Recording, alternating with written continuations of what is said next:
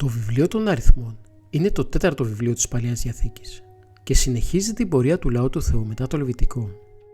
Παραδοσιακά αποδίδεται στον προφήτη Μωυσή και περιγράφει την περίοδο της πορείας των Ισραηλιτών στην έρημο μετά την έξοδο από την Αίγυπτο, περίπου τον 13ο αιώνα π.Χ. Το όνομα αριθμοί προέρχεται από τις απογραφές που γίνονται στην αρχή του βιβλίου, όπου καταγράφει το λαός του Ισραήλ κατά φυλές. Όμως το βιβλίο δεν είναι απλώς μια καταγραφή αριθμών, είναι κυρίως μια αφήγηση πορείας, δοκιμασίας και σχέσης του ανθρώπου με το Θεό. Στην αρχή ο Θεός δίνει εντολή να γίνει απογραφή του λαού και να οργανωθεί η πορεία του. Οι Ισραηλίτες έχουν ήδη λάβει τον νόμο στο Σινά και τώρα ετοιμάζονται να κατευθυνθούν προς τη γη της επαγγελίας. Ο Θεός δεν τους αφήνει μόνους, αλλά τους καθοδηγεί συνεχώς με την νεφέλη και τη στήλη του πυρός. Καθώς ξεκινούν την πορεία, ο λαός αντιμετωπίζει πολλές δυσκολίες. Η έρημος γίνεται τόπος δοκιμασίας, όχι μόνο φυσικής, αλλά και πνευματικής. Ο λαός συχνά αγωγίζει, παραπονιέται και αμφιβάλλει για την πρόνοια του Θεού. Παρόλο που έχει δει μεγάλα θαύματα, όπως την έξοδο και το μάνα, και συχνά χάνει την εμπιστοσύνη του.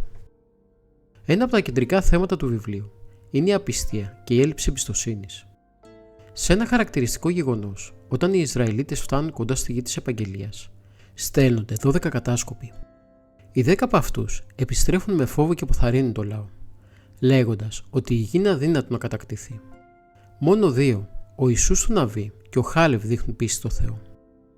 Εξαιτίας της απιστίας του λαού, ο Θεός επιτρέπει να παραμείνουν στην έρημο για 40 χρόνια. Αυτή η περίοδος δεν είναι απλώς τιμωρία, αλλά και παιδαγωγία.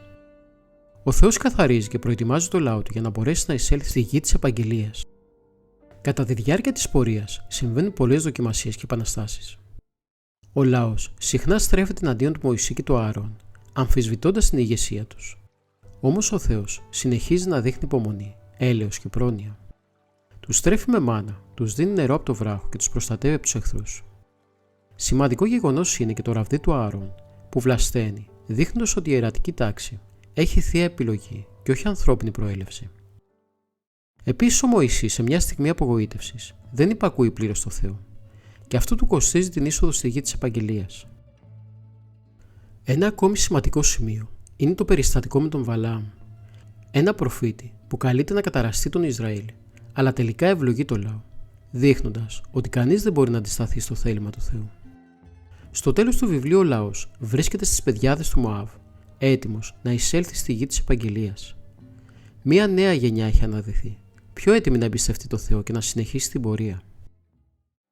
Στην Ορθόδοξη παράδοση, το βιβλίο των αριθμών δεν είναι απλώς μια ιστορική αφήγηση. Είναι μια πνευματική εικόνα της ανθρώπινης ζωής.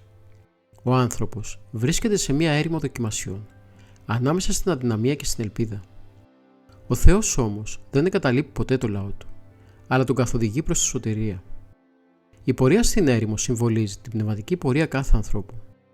Οι πειρασμοί, οι αμφιβολίες και οι δυσκολίες είναι μέρος της διαδρομής, αλλά η πίστη και η εμπιστοσύνη στο Θεό οδηγούν τελικά στην υπόσχεση και στη ζωή.